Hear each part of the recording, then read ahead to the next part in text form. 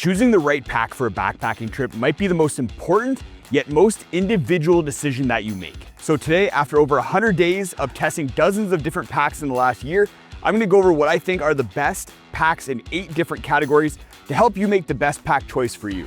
I'll also be letting you know what I think is essential when choosing a pack so you don't end up sore and uncomfortable on a trip. There hasn't been too much change in packs in the last year, so I'm also gonna provide my dream changes and features for each category, because there's only one category that has the perfect pack and every other category could use improvements. We're gonna start off with the award for the best lightweight pack. The priorities for this category were that the pack had to weigh under 1 kilogram, yet be able to carry 40 pounds comfortably and be generally fully featured. This is a pack that I wanna be able to recommend to basically anyone. The contenders are the Durston Kakwa 55, Whipacolo REI Flash Air 50, Atom Packs Prospector, Osprey Exos Pro, and the Light AF Curve 40. And the lightweight winner is the Durston Kakwa 55.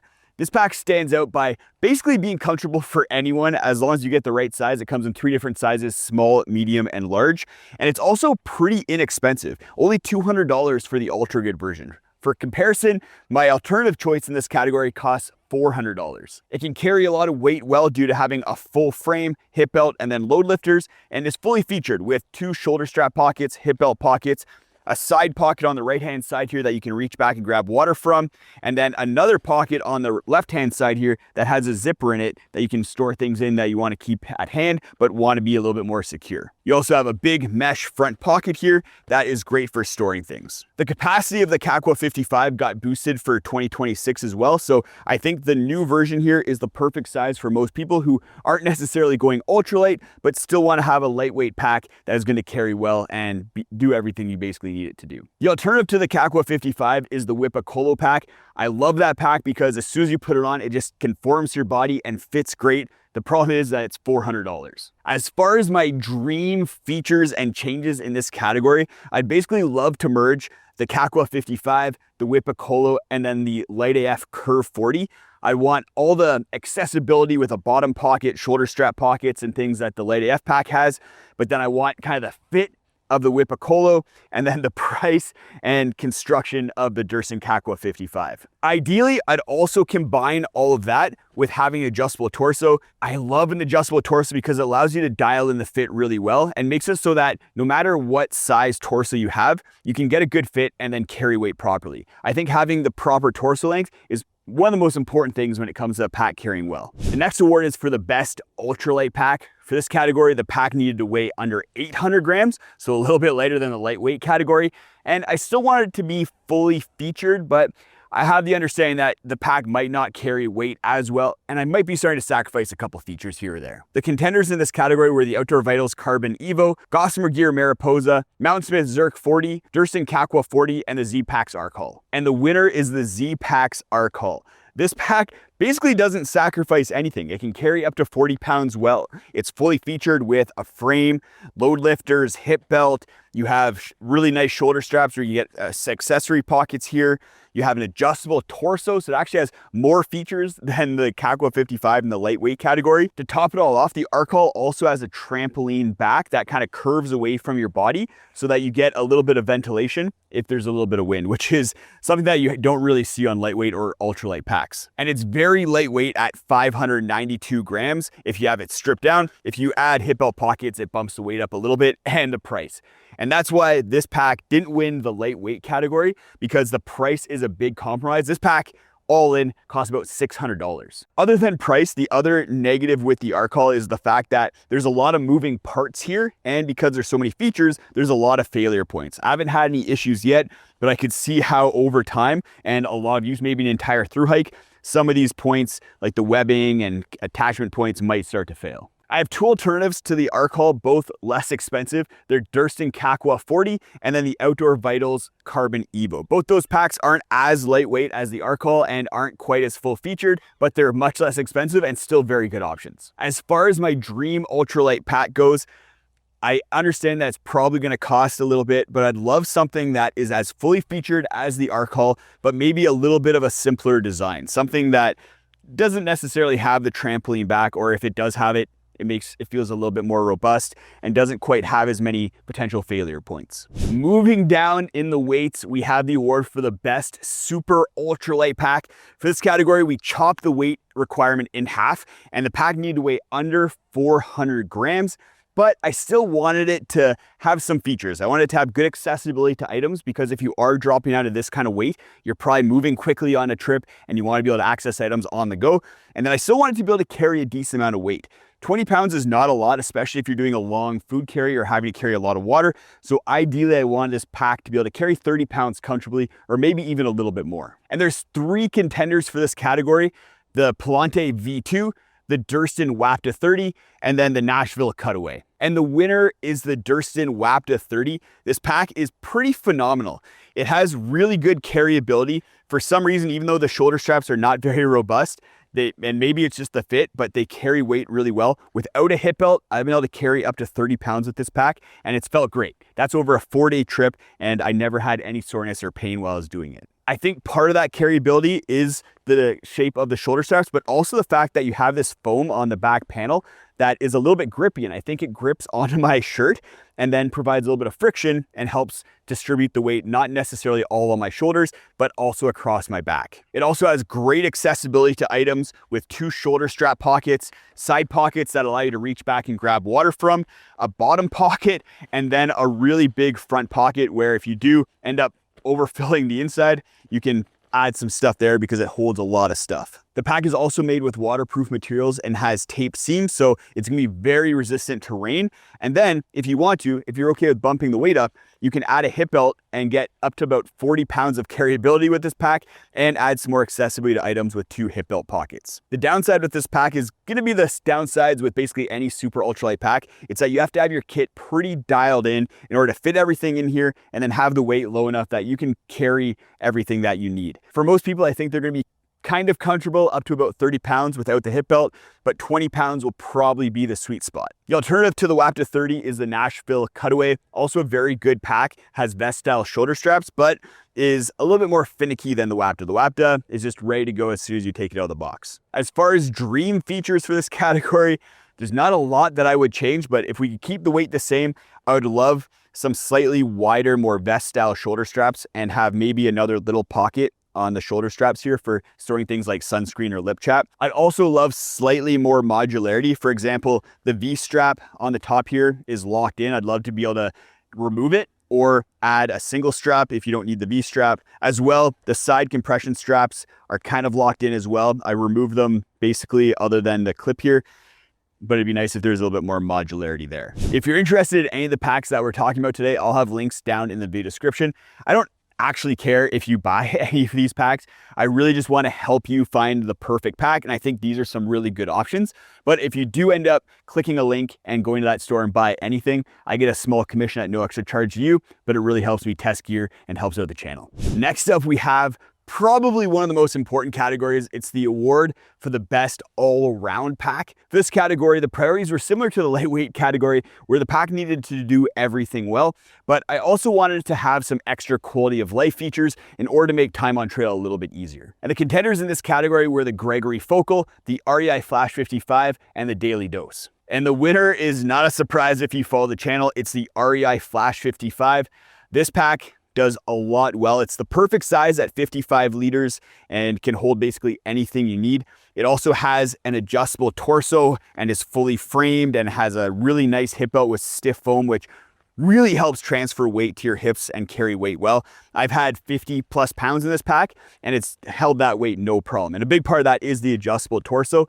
That's something that, like I said, makes a really big difference. The Flash 55 takes water bottle access to the next level, and you have these dedicated water bottle pockets that sit right in front of the side pockets that are really easy to grab water from. It also opens up the side pockets for storing gear a little bit more easily. You're not having to share your water bottle pocket with your tent poles, tent pegs, or things like that. It's also a really well-priced pack at $200 and comes down in price significantly 4 times a year during REI's sales. There's a couple downsides with the Flash 55 though. It's made with a pretty basic fabric and durability isn't the greatest. I have some wear on here from doing some canyon trips, And then it's also starting to seem a little bit heavy relative to the competition. This pack weighs over 1 kilogram, which is making it one of the heaviest packs on this list. The alternative in this category is also really good. It's the Gregory Focal.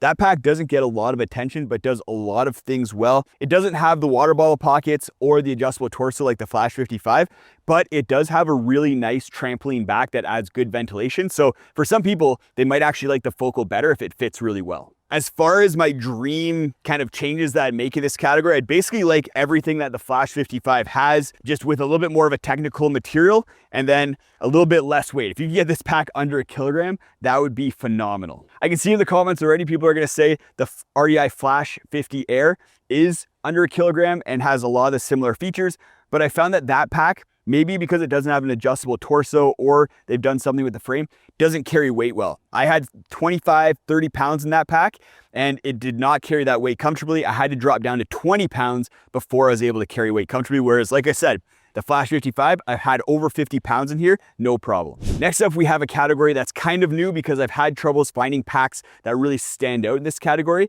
It's the large volume, heavy loader category. And basically the priorities were that the pack need to be able to carry over 60 pounds comfortably with having features that allow it to do that well.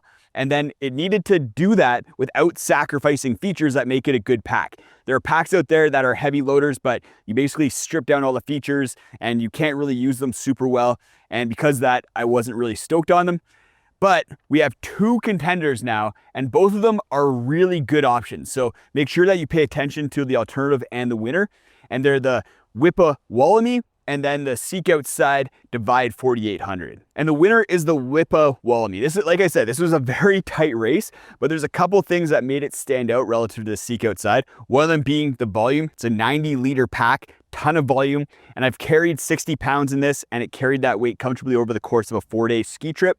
But then it has some little features that make it just a little bit better than the Seek Outside.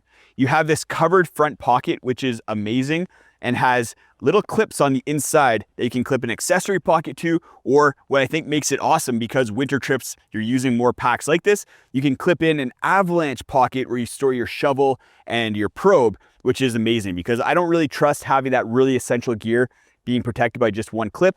So having another clip and a zipper just makes it that much better. You also have a lot of modularity with this pack. You have a removable brain, which you can add or take off if you want to save some weight. You have hip belt pockets that you can add on here. And then the frame and the carryability is amazing with this pack. Like I said, it's just carrying weight really well for me. The side pockets are also, as usual, like I said, accessible for water bottle pockets. And then what I really like too is that you can fit a Nalgene koozie right on here and make it easy to reach back, grab water right from here if you don't want to have to reach back to the side pockets, because the side pockets, they are a little bit tight if you have like a big Nalgene with a koozie on it. The downside with the Whippa Wallaby is that it doesn't have an adjustable torso. So if this pack doesn't fit you perfectly, you're not going to be able to carry weight as well.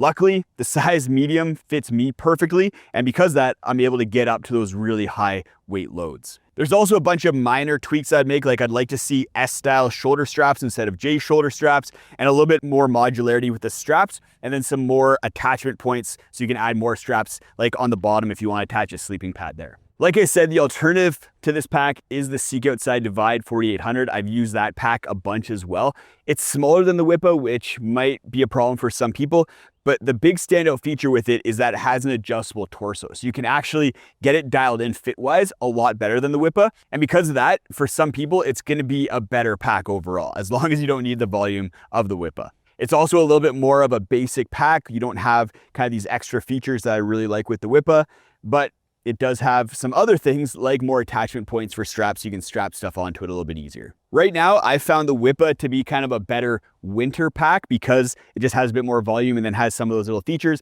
And then the Seek Outside is a better summer pack. I've used it going camping with my daughter where we're bringing a lot of gear and for pack rafting trips. As far as my dream pack in this category, I'd basically like to smush the Seek Outside and the Whippa together, have an adjustable torso, have the modularity of the Seek Outside, and then some of the extra features that make the Whippa stand out. I'd also like to see pack manufacturers design these large heavy load packs more as heavy load packs. Right now, they kind of seem like they're taking like 50-liter packs and just making them bigger, but I think there's some ways, especially with side pockets and accessibility to items, where you could have a big pack like this and then design like more specifically for the pack being big, if that makes sense. The next category is the award for the best on-the-go pack. And the priorities for this category were that you had to be able to access items really easily as you're hiking and you're moving. Things like your water and food, but also things like your poop kit, sunscreen, and then your water filter. And the contenders in this category were the Durson Wapta 30,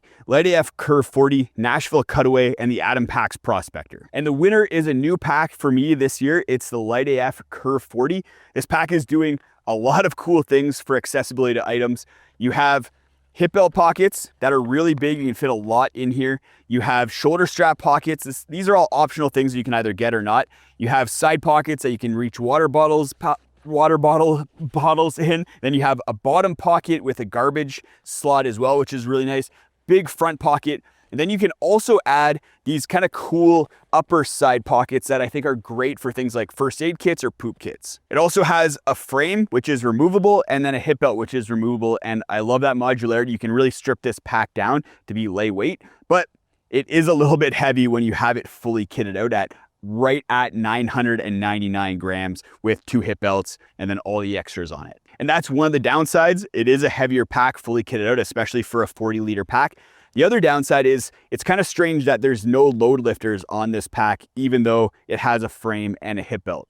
So that's something that for very little weight, I'd love to see them add in here, especially for a pack like this. You could carry a lot more weight, a lot more comfortably. That being said, I have had 30 pounds in here and I didn't really find it to be an issue not having load lifters.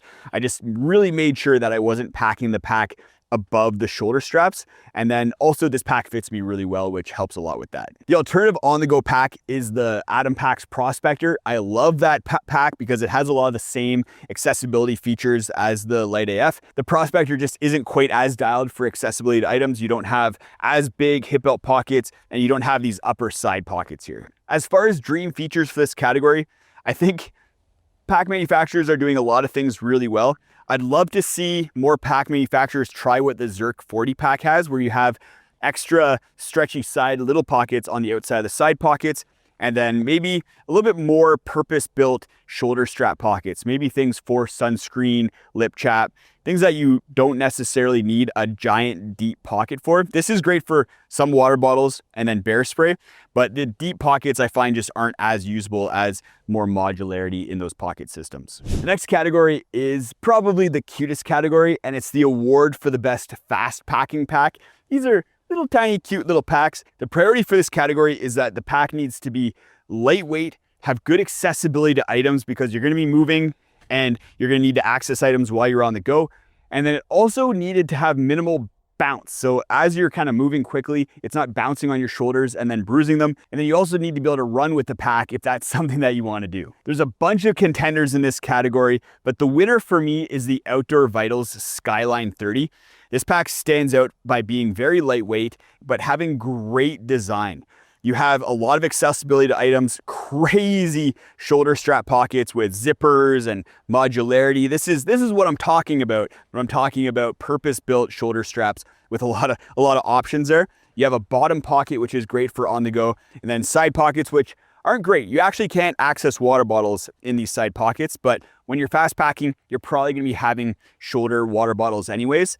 And then you also have a nice big stretchy front pocket here. It's the perfect volume for fast packing. It has just enough to fit a tent, lightweight sleep system, and then a cook system, and then enough kind of food and water for about 2, maybe 3 days of travel. But what makes it really stand out is the fact that it's designed in a way that it doesn't bounce when you're moving quickly and running with it. Other packs, even ones that are purpose built for running, I found kind of bounce and then bruise the top of my shoulders. But with the Skyline 30, I've never had that problem, and it just works really well as a fast packing pack. My alternative choice to this is the Gossamer Gear Fast Kumo 36. It also has minimal bounce and a lot of good accessibility to items. It's just not quite as dialed in as the Skyline 30 and doesn't feel quite as good when I'm running with it. I don't really fast pack enough in order to have a dream list of features that I'd want. The Skyline does the job good enough, maybe a little bit more refinement when it comes to pockets and things like that. bit more technical material, but it's doing the job pretty good. Next, we have the award for the best budget pack. The priorities for this is that the pack need to be around $100 or less and still be good and not suck. That's the big thing when you start getting into budget packs. A lot of the time, they're just not very good. And the contenders in this category were packs from companies like Nature Hike, Amazon, Decathlon, and a bunch of other options as far as budget packs, but there's not a lot of good ones out there. And the winner is one of the few that is actually something that you should look at. And it's the Decathlon Forklight. I think it might be the Simon now, MT100. This pack stands out by being a good size, having enough features in order to get by. You have a nice dedicated water bottle pocket on the side here. You have a hip belt pocket on the right-hand side there. And there's no side pocket necessarily, but there is this kind of enclosed side pocket where you can stick things like tent poles or things like that. But the big reason that I like this pack is the fact that, other than the price, is it has an adjustable torso that's really easy to adjust. A lot of people who are buying a more affordable pack are probably just getting into backpacking, and having an adjustable torso that's really easy is something that I think is really important. And because of that, this pack carries weight really well, which is another thing that I think people who are buying a more affordable pack are gonna be dealing with. They don't have super ultralight gear that's gonna be very lightweight, so they're gonna need to be able to carry a little bit more weight. And this pack, because of the adjustable torso, really robust shoulder straps, hip belt, load lifters, is gonna carry 40 to 50 plus pounds with no problem. It also comes in a bunch of different volume sizes, but I recommend probably getting the 50 liter. It's a good size that's gonna carry everything that you need unless you're going on like week plus long trips. And it's gonna kind of limit you so that you're not overpacking. If you get the 70 liter version, it's gonna be tempting to fill it up for a trip and you're gonna have way more gear than you need and it's gonna weigh a ton. The downsides with this pack is that it's very heavy at 1.6 kilograms, the heaviest pack that we're talking about today.